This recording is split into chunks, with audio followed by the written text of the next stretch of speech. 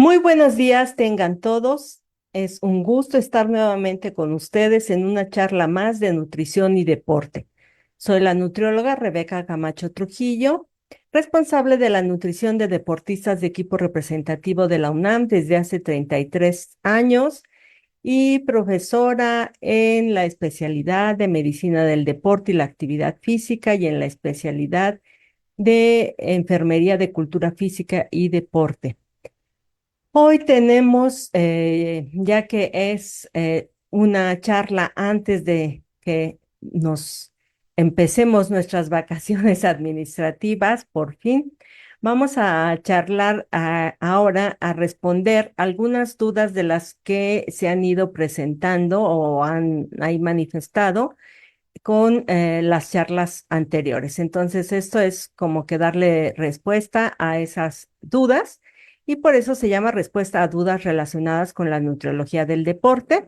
Entonces, espero pues sí aclarar las dudas y si no, pues agrandarlas más para que busquen más información. Entonces, la primera duda, ya nos vamos directamente es que si hacen daño a los niños los edulcorantes no calóricos. Recuerden que, bueno, los edulcorantes no calóricos son como la sacarina, el aspartame, la sucralosa, el acesulfame K, ¿qué otro? El ciclamato, los más nuevos que son la stevia, la fruta del monje, etcétera. Entonces hay muchos de estos endulzantes no calóricos que se les llama así porque nos dan un sabor dulce, pero no nos aportan kilocalorías, o sea, no engordan en términos prácticos, para que nos quede claro. Y bueno, la respuesta rápida es no, no hacen daño necesariamente a los niños, pero es necesario hacer unas aclaraciones. ¿Y por qué viene esta duda? Bueno, pues sobre todo empezó a surgir antes como que las personas no se preocupaban, pero empezó a surgir cuando el nuevo etiquetado de los hexágonos empezó a aparecer en los alimentos y aparecía exceso de calorías, exceso de azúcares, exceso de grasas trans, sodio, bueno, grasas saturadas, sodio, cafeína, contiene cafeína, evitar en niños y también aparecía el de los edulcorantes no calóricos. Y entonces aquí yo quiero resaltar estos dos, el exceso de azúcares. El exceso de azúcares o todos los excesos, pues también deberían de preocuparnos para los niños, no nada más el de endulzantes no calóricos o el de cafeína. A lo mejor el de cafeína, digamos, pues podría ser más importante sí resaltarlo en los niños, pero el de edulcorantes no calóricos es tan importante que se tome en cuenta como el de exceso de azúcares. O sea, algo que tiene exceso de azúcares o que tiene edulcorantes no calóricos debería de preocuparnos mucho para que los niños no lo consuman. No es nada más o exclusivamente propio de los endulzantes no calóricos, sino que también el azúcar, recordemos que el azúcar no es nada natural, el azúcar que nos comemos así a cucharadas es artificial y todo lo que contiene de esta azúcar que se obtiene en cucharadas, aunque sea de origen natural, pero finalmente es artificial porque las plantas no dan azúcar a cucharadas, pues tiene azúcar en exceso y puede potencialmente dañar la salud. El azúcar es, bueno, lo que llamamos azúcares o lo que viene ahí de exceso de azúcares, pues es el azúcar, la mermelada, la cajeta, el chocolate en polvo, todo el azúcar que viene en bebidas como los refrescos, etcétera. Entonces, todo este azúcar es también dañina o tan dañina como podría llegar a ser un endulzante no calórico. Entonces, no hay que olvidarnos y creer que nada más porque la advertencia está con los endulzantes no calóricos, no le vamos a hacer caso para, especialmente para los niños, al hexágono de los azúcares. Muy bien, entonces regresando a esto de que hacen daño a los niños los edulcorantes no calóricos o endulzantes no calóricos, pues la respuesta rápida es no, pero estos son los tres puntos que vamos a comentar. La ingesta diaria admisible, los hábitos alimentarios y los estudios que hay en niños para poder confirmar al 100% si les hacen daño o no. Entonces, de los estudios, bueno, hay pocos estudios en niños. Casi todos los estudios que se han hecho para endulzantes no calóricos, pues se han centrado más para, bueno, primero se hicieron en ratas y después ya se, extrapolaron a los adultos, pero sobre todo a adultos. Entonces, al no existir suficientes estudios en niños, pues lo mejor es estar del lado seguro y que se use solo en niños que tengan diabetes mellitus, ¿no? Sería ahí los únicos que diríamos, bueno, les van a ser de utilidad. Y a todos los demás niños, pues ya que no hay suficientes estudios, pues no vamos a dárselos. Otro, de por qué debe de llevar esa advertencia de no es recomendable para niños, pues es la ingesta diaria admisible o ingestión diaria admisible, que se abrevia como ADI en inglés. Y ¿qué es esta ingestión diaria admisible? Pues se hacen estudios, sobre todo en ratas, se les sigue a lo largo de toda su vida de las ratas, porque a una rata pues la podemos seguir a todo lo largo de la vida y de acuerdo a la dosis que se le va dando, se van cambiando las dosis y hasta que se ve que no hay ningún cambio que presente la rata a lo largo de toda su vida con esa dosis, eso se disminuye mucho más, se extrapola obviamente al peso de un adulto, pero se disminuye mucho más y ya se considera la ingestión diaria admisible para el ser humano. O sea, es un dato muy seguro que nos va a decir que si se comiese esa cantidad, un ser humano a lo largo de toda su vida no presentaría ningún problema. Entonces es un dato muy seguro y se basa en los kilogramos de una persona. Y hay que recordar que un niño pues pesa menos que un adulto. Y entonces nos podemos ahí confundir con lo que es la dosis para un adulto que está dentro de la ingestión diaria admisible. Para un niño debe ser mucho menor. Aquí les pongo los ejemplos de algunas ingestas o ingestión diaria admisible que se da siempre en miligramos del producto por kilogramo de peso de la persona.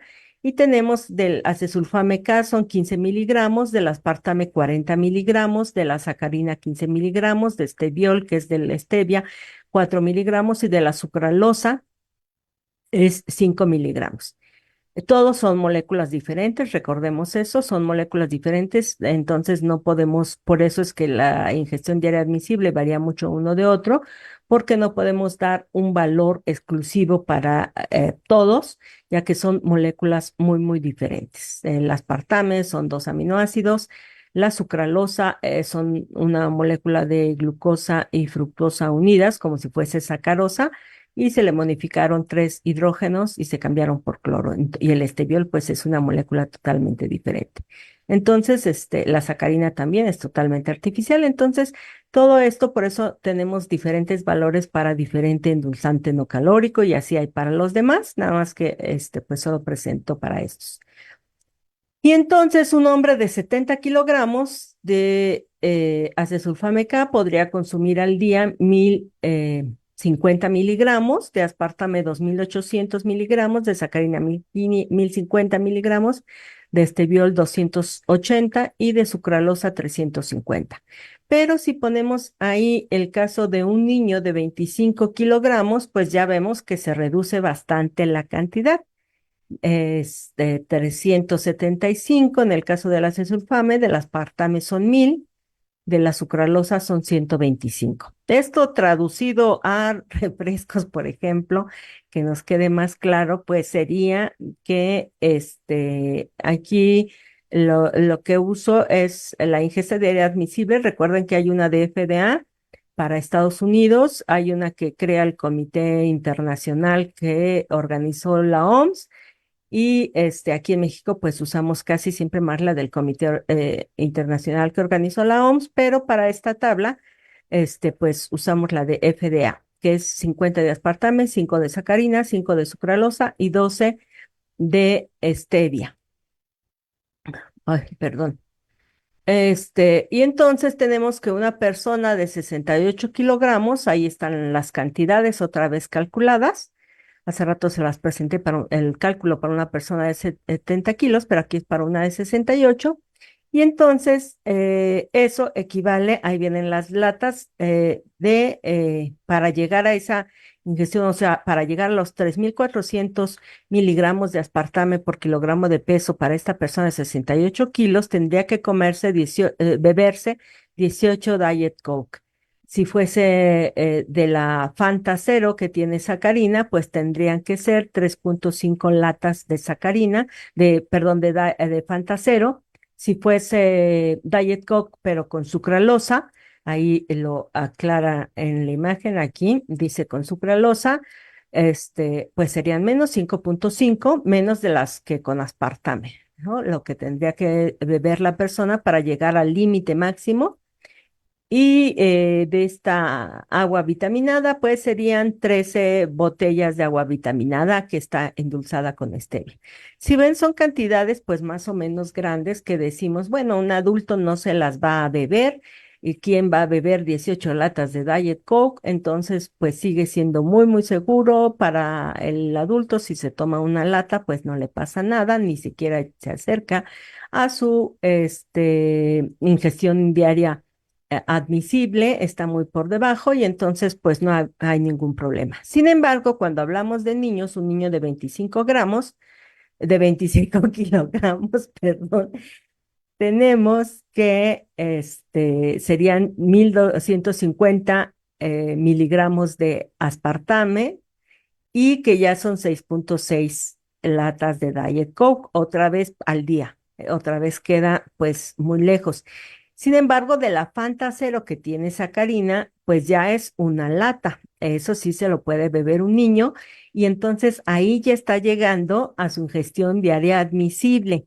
Si lo que está bebiendo es una Fanta Cero endulzada con sacarina, ya llegó al límite y ya no podría tomar ninguna otra cosa, ahí endulzada con, en este caso, sacarina.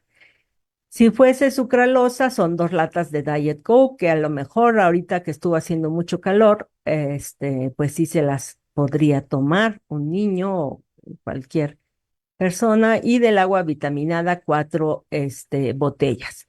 Entonces, este ejemplo es nada más para que veamos que es más fácil que los niños lleguen al límite de su ingestión diaria admisible. Ahí les pongo de 18 para el adulto de 68 kilos, 6.6 para el niño de 25 kilogramos, 3.5 de latas de Fanta Cero para el adulto, una lata de esta Fanta de dieta para el niño. ¿Sí? 5 de la Diet Coke con sucralosa, 2 para el niño y 13 y 4. Entonces, eso es también algo que tenemos que tomar en cuenta y que por eso es más fácil simplemente pues que el niño no tome estos endulzantes. Y esto nos va a quedar, yo espero, más claro cuando hablamos de hábitos alimentarios saludables.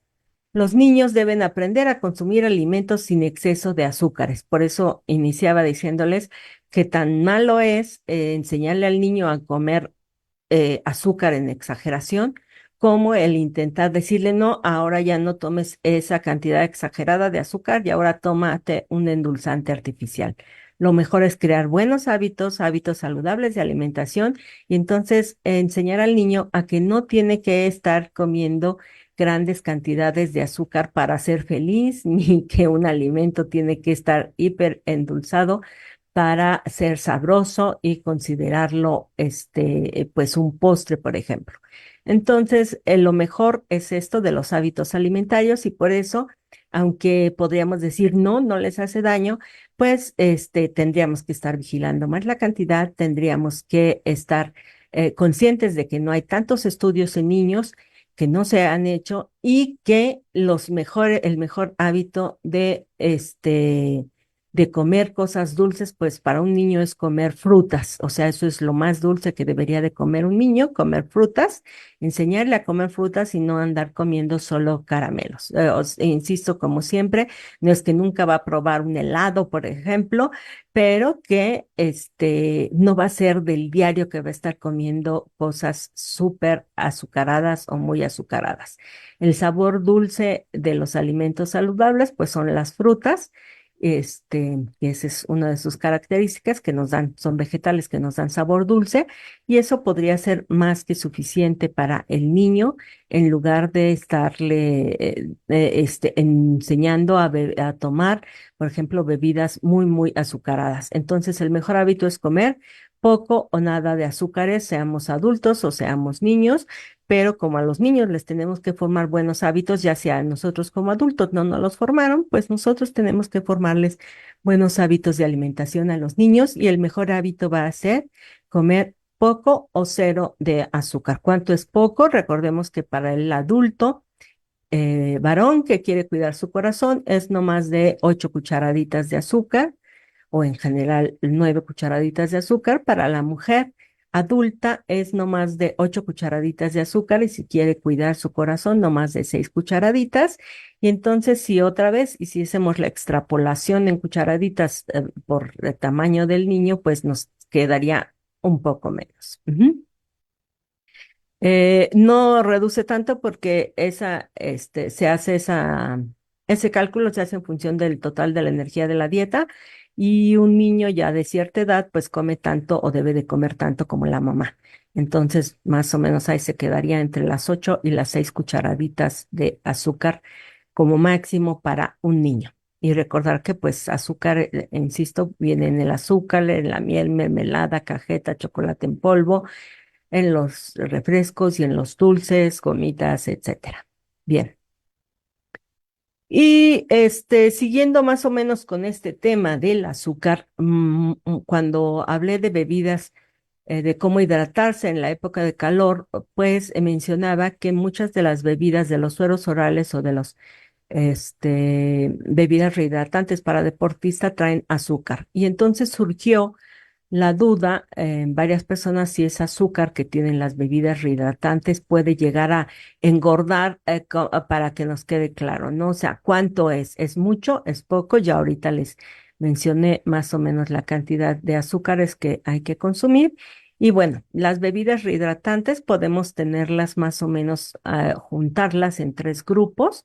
Las que se llaman electrolitos o se hacen llamar electrolitos que casi siempre no están orientadas tanto para el deportista, sino para sustituir agua y electrolitos cuando la persona está enferma, que tiene vómito y diarrea. Y estas pues contienen agua, principalmente porque es lo que se va a perder, electrolitos, porque es lo que se va a perder en el vómito y diarrea, y azúcares. Azúcares porque si alguien tiene vómito y diarrea, pues por lo menos le van a dar algo de energía para estar soportando la enfermedad, mientras puede ya comer sin vomitar o sin presentar evacuaciones.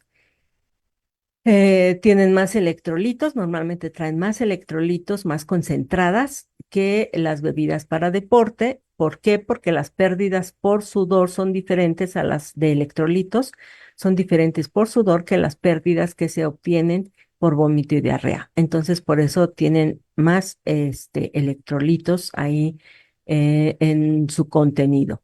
Las bebidas para deportistas también traen agua, también traen electrolitos, aunque no se anuncien en la etiqueta de ser electrolitos, todas traen electrolitos también, por la que hay pérdida de agua y electrolitos con el sudor, y azúcares. Estos azúcares van a ser muy útiles para el deportista cuando está entrenando o cuando está compitiendo. Entonces, sí trae esos azúcares igual, porque van a ayudar tanto en los dos casos, tanto a que se absorba mejor el agua, siempre el agua con cierta cantidad de soluto se absorbe mejor y se ha visto que con cierta cantidad de azúcares se absorbe mejor.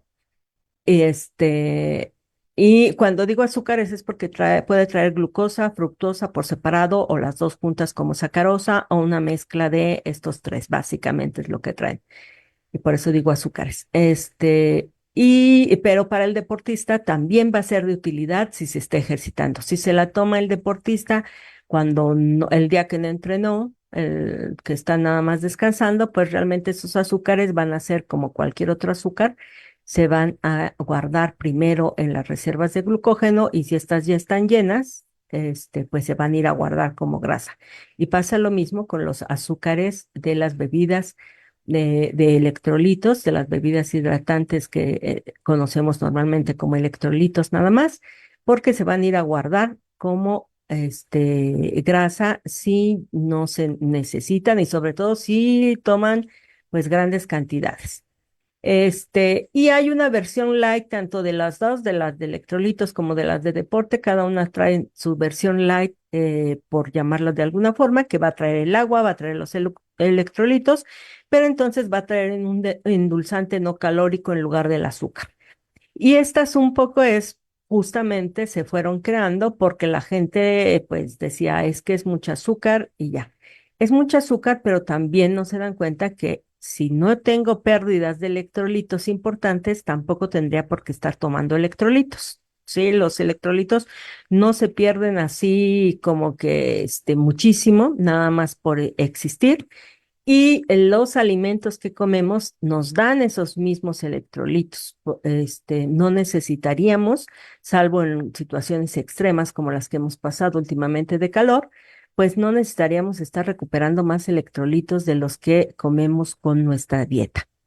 Pero bueno, como la gente empezó así como que a interesarse con los electrolitos, pues sacaron su versión light y que trae endulzantes no calóricos. Entonces ya si traen endulzantes no calóricos, pues no son recomendables para niños nuevamente. Y ¿qué tendríamos que hacer? Que lo vimos cuando hablé de esto de hidratarse en época de calor, pues el agua de frutas es una excelente opción para hidratarse, porque va a tener los solutos, va a tener los electrolitos que vienen naturalmente en las frutas y ahí podemos controlar la cantidad de azúcar que le ponemos, porque podemos hacer agua de frutas sin agregarle nada de azúcar, para no exceder estas 6 u 8 cucharaditas, de 9 a 6 cucharaditas de azúcar que tenemos para todo el santo día, para no exceder el consumo de azúcar. Y entonces el agua que tomamos, el agua de frutas, pues podemos controlar el azúcar que le ponemos o no ponerle azúcar, nada más ponerle ahí el sabor. O un té, por ejemplo, un té helado también podemos controlar ahí la cantidad de azúcar que se toma. Podría ser otra opción para hidratarse sin necesidad de recurrir a estos electrolitos. Porque como dije, sí, si llegan a ser un exceso, pues podrían sí acumularse como grasa. Son indispensables los sueros orales, entonces, en la época de calor, bueno, pueden ser útiles, pero la mayoría de las veces tendrían que diluirse un poco. Les digo, si son los sueros de electrolitos, tendrían que diluirse un poco porque vienen más concentrados y cuando hablamos de pérdidas por calor, hablamos de pérdidas por sudor. Entonces, en ese caso, convendría más la bebida rehidratante para deportistas porque trae los electrolitos adecuados para las pérdidas por sudor. Pero en el caso que quisiéramos tomar cualquiera de estas en épocas de calor, insisto, sería no tomar más de 500 mililitros al día, porque si no nos estamos llenando de más electrolitos de los que realmente estamos perdiendo por calor. ¿Sí? Que no es lo mismo, otra vez, si es vómito y diarrea, pues si se toman 1 litro está perfecto. Si es un deportista y es el día de la competencia, igual se toma 1 litro y no pasa absolutamente nada porque toda esa azúcar la van a estar utilizando como energía, pero si no somos deportistas, si no tenemos vómito y diarrea y solo queremos hidratarnos porque hace mucho calor y estamos sudando mucho, pues no sería no más de cualquiera de los que quieran, no más de 500 mililitros, si no vamos a rebasar. 500 mililitros traen más o menos las 6 cucharadas de azúcar, que sería el máximo que podría beber una persona. Por eso les digo, en cuanto a azúcar, pues sería eso el máximo. Y si son de las de electrolitos, pues hay que diluirlas con un poco con agua para que la concentración de electrolitos no esté tan alta.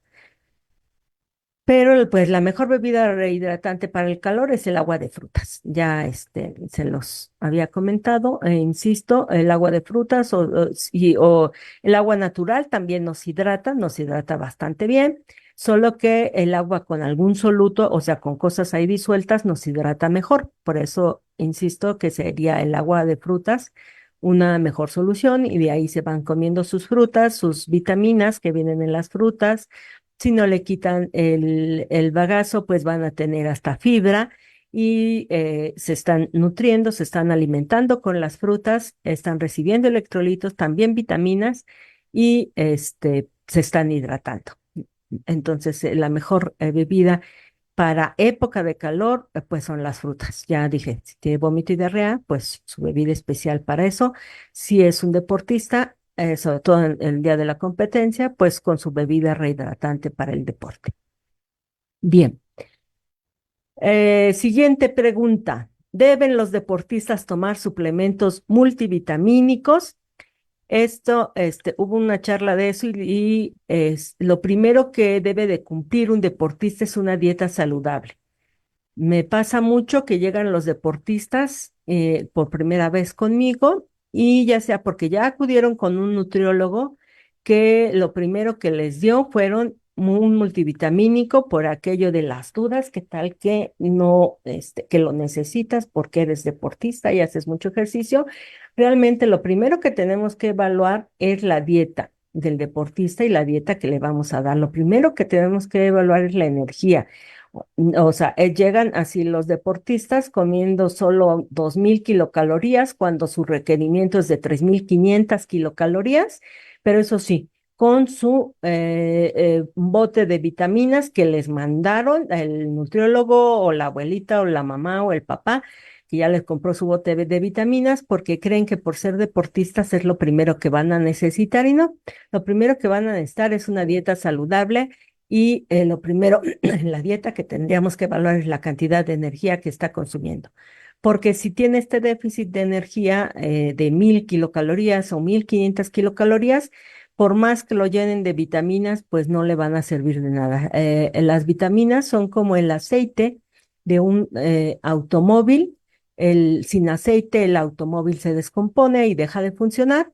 Pero si lo que le hace falta es gasolina, que es lo que da la energía, es lo que hace las explosiones y dan la energía para el movimiento, pues tampoco va a funcionar por más botes y botes de aceite que le pongamos extras, no va a funcionar si le falta gasolina. Y así son, la dieta sería como la gasolina, que es lo que va a dar la energía, y las vitaminas o minerales, los multivitamínicos, serían como el aceite.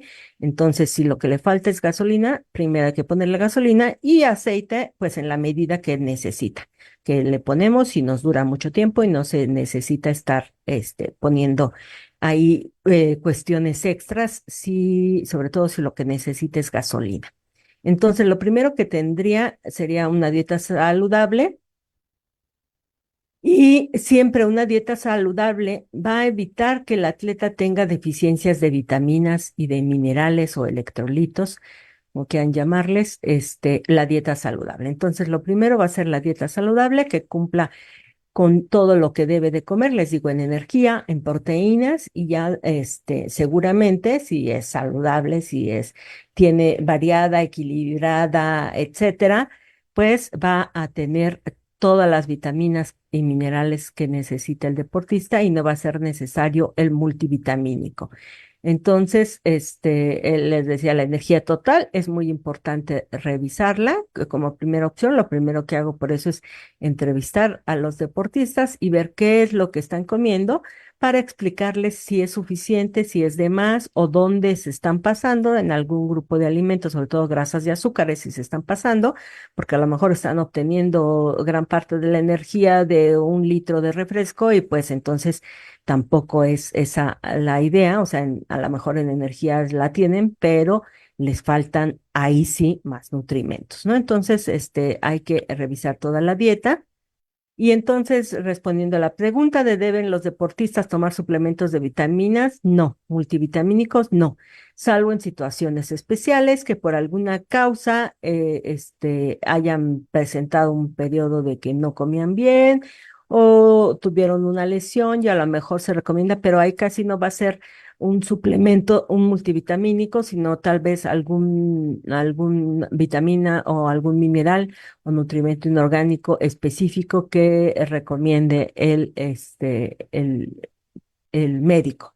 Entonces, en general, no, los deportistas no deben tomar suplementos multivitamínicos, salvo en situaciones especiales donde hay una carencia, donde podría ser situaciones especiales de una carencia en deportistas veganos, por ejemplo, que pueden tener deficiencias ya de vitamina B12, de hierro, de zinc,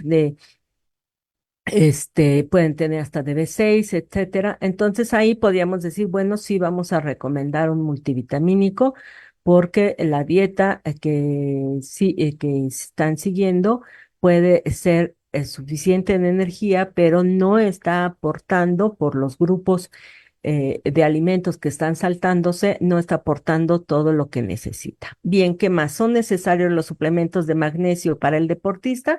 Pues estas se acuerdan que vemos que se clasifican los suplementos en ABC según la eficiencia o evidencia científica que pueden aportar.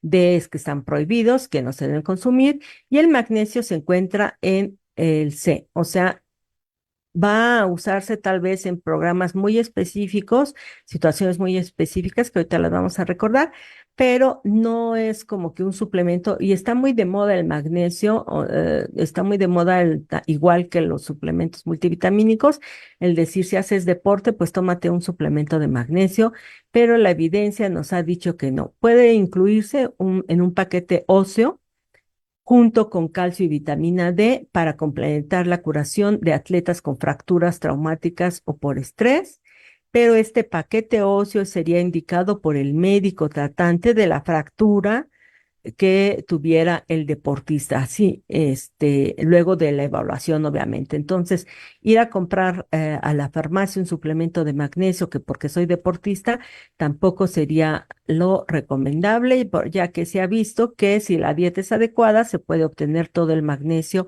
que se necesita el deportista. ¿Y dónde encontramos magnesio? En la cascarilla de los cereales integrales, entonces hay que comer cereales integrales. Hay que comer leguminosas, frijoles, garbanzos, habas o lentejas, oleaginosas, nueces, pistaches, cacahuates, almendras y sobre todo verduras de hojas verde oscuro, que son lo que nos va a estar aportando magnesio. Entonces, si el atleta está comiendo todo esto, la deficiencia de magnesio va a ser muy difícil que se esté presentando en el deportista y por lo tanto no va a requerir un suplemento de magnesio. Bien, ¿qué alimentos tienen más leucina? Eso es porque hubo una plática de leucina y entonces así en 100 gramos teníamos que el bacalao seco es lo que va a tener más leucina, pero porque está seco. Normalmente no nos vamos a comer 100 gramos de bacalao seco. Después sería la espirulina, también porque está seca en 100 gramos, nos da el valor más alto de leucina, pero otra vez no comemos 100 gramos de espirulina de una sola vez, sino se comen más o menos de 10 gramos, de 10 a 20 gramos, entonces ya está medio difícil. Y en tercer lugar sería la leche descremada es lo que también nos aporta más leucina. Y ahí sí, va a estar tanto en la leche en polvo como en los suplementos hechos de leche en polvo, de whey protein, son de lo que más nos van a aportar leucina y ahí se pueden usar de leche, ahí las pongo. Estos son los que más leucina tienen, que todos son de origen animal la leche, los quesos y el salmón, el hígado, el atún, sardina, atún en aceite o natural, pechuga de pavo, hígado de vaca, chuleta de cerdo, pollo, muslo, pechuga y salmón. Todos estos son los alimentos que más leucina nos aportan en 100 gramos. Y resalto que es en 100 gramos porque 100 gramos de queso, si se los come alguien, 100 gramos de leche en polvo, si se los come, si se toma 3 vasos de leche al día o yogurt serían el equivalente y entonces va a tener su total de miligramos de magnesio y todos los demás pues son 100 gramos de carne, que eso es un filete, ¿no? Entonces es un filete de todo esto y pues sí los van a obtener. También tenemos, bueno, de origen vegetal, ya algunos varían, ya es un poquito menos, de alga espirulina, por ejemplo, son 100 gramos, pero les digo que la gente no se come 100 gramos. De guisante seco está muy alto, lo vemos en 2059, pero más o menos en seco, de todas las leguminosas, la ración que se come uno son entre 20 y 30 gramos en seco. O sea que esto lo tendríamos que dividir entre 5 y eso equivale ya a una ración comestible o que usualmente nos comemos. Y pues ya vemos que bajaría en forma importante. Y las almendras, por ejemplo, la recomendación son 10 gramos eh, por la grasa que tienen, entonces ya dividimos, en lugar de ser 1238 serían 123 miligramos y entonces va a variar. Entonces, en este caso, sí lo que más nos conviene cuando hablamos de leucina, que es un aminoácido esencial para la síntesis de proteína muscular, pues son los alimentos de origen animal. Son los que más nos van a dar leucina en comparación con los alimentos de origen vegetal. Bien, también cuando hablamos de proteínas, de comer proteínas para la síntesis de proteína muscular y para generar masa muscular, surge la duda de que si como menos de 20 gramos de proteínas, esa proteína sí se absorbe o no se absorbe, y esto hasta me lo han preguntado los deportistas, porque siempre se anda recomendando comer entre 20 y 40 gramos de proteína por toma para estimular la síntesis de proteína muscular. Sí, esa proteína sí se absorbe, o sea, la respuesta es sí, sí se absorbe y sí va a ser de utilidad. ¿Por qué? Porque en un organismo sano cualquier cantidad de proteína ingerida se va a absorber y se utiliza para la síntesis de nuevas proteínas. Recordemos que no solo hay, aunque siempre que hablamos de proteínas pensamos solo en los músculos, pero incluso ahí todo el tracto gastrointestinal pues está hecho de proteínas, ¿no? Todas las células tienen, están hechas con proteínas y todas las enzimas son proteínas, las enzimas que utilizamos para, como mensajeros químicos para usar diferentes realizar, perdón, diferentes funciones como las enzimas digestivas que van ahí a digerir los alimentos, los anticuerpos son proteínas y entonces todo el tiempo aprovechamos cualquier proteína que ingiramos, que comamos, la vamos a digerir, la vamos a absorber y se va a ir a hígado y después a sintetizar cualquier proteína que necesitemos sintetizar porque no solo sintetizamos proteínas para los músculos, sino que sintetizamos para más cosas. Ahora, para la síntesis de proteína muscular, que siempre abrevio como SPM para que quede más corto en las charlas, entonces, bueno, la síntesis de proteína en el cuerpo humano es constante. Ahí les pongo de ejemplo un anticuerpo, pero la síntesis de proteína muscular sí tiene sus momentos de máxima síntesis, sus picos, digamos, de máxima síntesis, que la síntesis de proteína muscular se va a dar mientras se está ejercitando, cuando el deportista se está ejercitando, sea el que sea el ejercicio que esté haciendo, y en los 90 minutos posteriores al entrenamiento. Ahí se queda muy acelerado el proceso de síntesis de proteína muscular y por eso es que decimos que ahí pues hay que aportarle proteínas o aminoácidos más específicamente para que pueda sintetizar sus proteínas. Y el último momento es en la noche mientras se duerme. Entonces, ahí también va a haber síntesis de proteína muscular. Ya mencionado, los niños crecen, los adolescentes crecen y el deportista genera masa muscular y repara su tejido. Entonces, en esos momentos de máxima síntesis de proteína muscular, es ideal que la dieta aporte de 20 a 40 gramos de proteínas porque es lo que se ha visto que va a estimular más la síntesis de proteína muscular cuando se va a estimular más cuando la dieta aporta entre 20 y 40 gramos.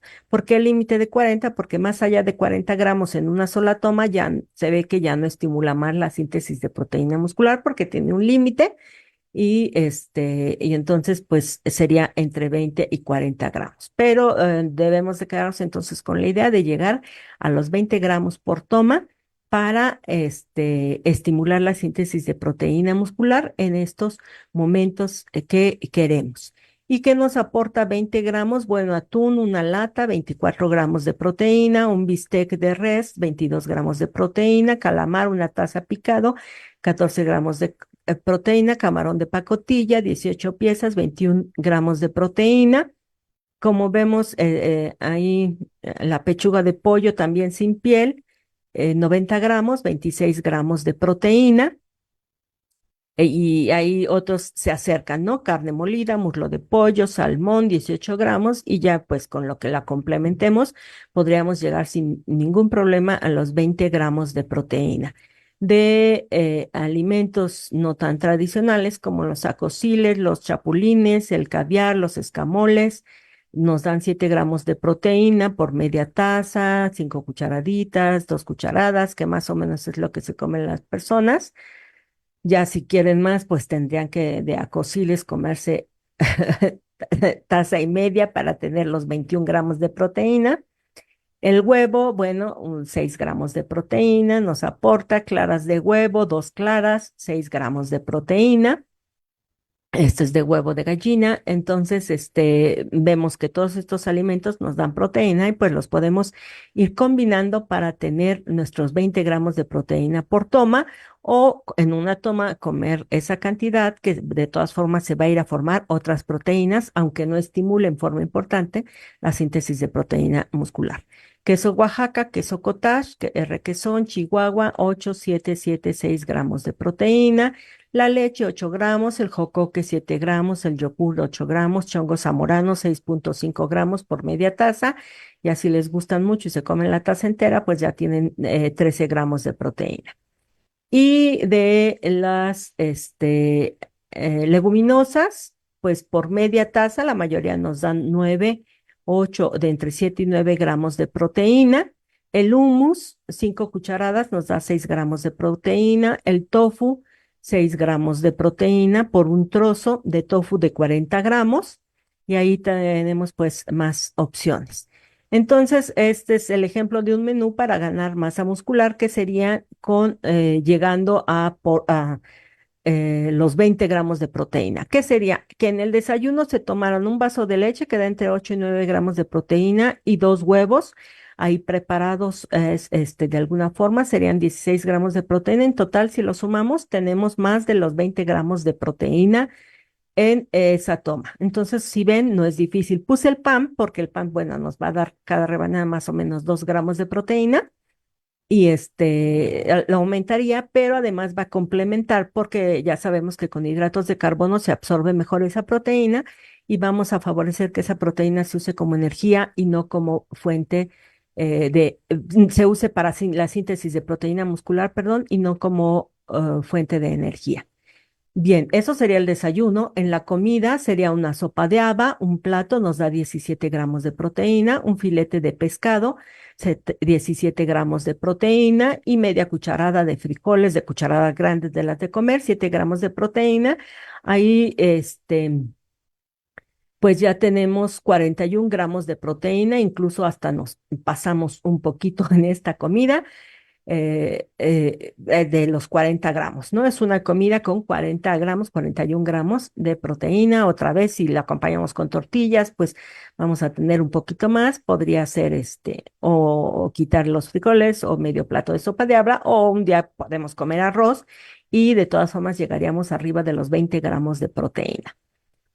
Bien, para la cena, pechuga de pollo, 90 gramos, debería decir ahí, no 100, es 26 gramos de proteína y un vaso de leche, ya serían 8 gramos de proteína. Con la pura pechuga ya tendríamos, que es un filete de pechuga, ya tendríamos los veintitantos gramos de proteína, arriba de 20 gramos que queríamos. Y pues la leche ahí para complementar, para que amarre ya tendríamos 36 gramos no, 34 gramos, perdón, de proteína. Entonces, ven, es más o menos fácil o sencillo llegar arriba de los 20 gramos de proteína por toma. Y en las colaciones sería yogur, una taza, 8 gramos de proteína, una palanqueta, para mencionar otro alimento con proteínas que son los cacahuates, nos daría más o menos 6 gramos de proteína y una lata de atún, 21 gramos de proteína. Podría ser entonces la lata de atún en una sola complemento ahí con galletas y ya serían más de 20 gramos de proteína y el yogur y la palanqueta en otra toma, otra colación serían 14 gramos de proteína pero otra vez ya, si los acompañamos, no sé, con amaranto o algo, pues ya podríamos llegar casi a los 20 gramos de proteína. Y si no, de todas formas van a ser utilizadas esas proteínas para la síntesis de otras proteínas, aunque no sean la síntesis de proteína muscular. Muy bien, entonces yo espero que con estos ejemplos haya quedado más claro que esta dieta, bueno, con los ejemplos que les conté, si sumamos todas las proteínas, pues es de más de 135 gramos de proteína. ¿Por qué digo que más de 135 gramos? Porque solo súmelo de los alimentos con alto contenido de proteínas, pero insisto que ya teníamos, bueno, con arroz o con cereales, pues iríamos ganando más proteína. Bien, y ¿cuánto debe de dormir un deportista? Porque hablamos mucho de que es necesaria para la síntesis de proteína el dormir, también se sintetiza proteína en la noche, y entonces esto me preguntan, y aunque no es propio, digamos, de la nutrición, pues en general lo que yo busqué y encontré es que un deportista debe de dormir entre 7 y 9 horas más o menos. Hay quienes necesitan más, 10 horas, hay quienes podrían necesitar 6, pero en general lo que se recomienda es que duerma de 7 a 9 horas, porque ya en la noche también va a sintetizar proteínas. Bien, ¿y cuánta gelatina debo comer para obtener colágeno? Pues se acuerdan que les presenté cuando hablé de alimentos de colágeno que la gelatina, 4 cucharadas, tenía 0,8 gramos de proteína y 10 de azúcar. Y entonces ahí están las gomitas y los panditas también para obtener 10 gramos de colágeno, que es lo que se recomienda para el recuperar el colágeno del cuerpo y demás. Es 10 gramos diarios de colágeno, pues serían 50 cucharadas, que serían 800 gramos de gelatina. De gomitas serían 80 gomitas y de panditas serían 3,6 bolsas de panditas para cubrir estos 10 gramos de colágeno. Entonces, pues sí son cantidades muy grandes, nos conviene más obtenerlo de otras fuentes alimentarias que ya vimos. ¿Y hay colágeno de origen vegetal? No, no hay colágeno de origen vegetal. Esto es muy simple. Es una proteína animal y entonces no hay colágeno de origen vegetal. Y aunque unos vegetales nos aportan suficiente glicina para formar nosotros nuestro propio colágeno, como es la remolacha, la zanahoria, las legumbres, la berenjena, las setas, los cereales integrales y las oleaginosas. El agar-agar no es colágeno, porque luego lo llaman colágeno vegetal, proviene de un alga, pero no aporta colágeno y no aporta proteínas. Pues muchas gracias, ya al final me fui corriendo porque se me acababa el tiempo. Nos vemos hasta que regresemos de las vacaciones felizmente. Hasta luego.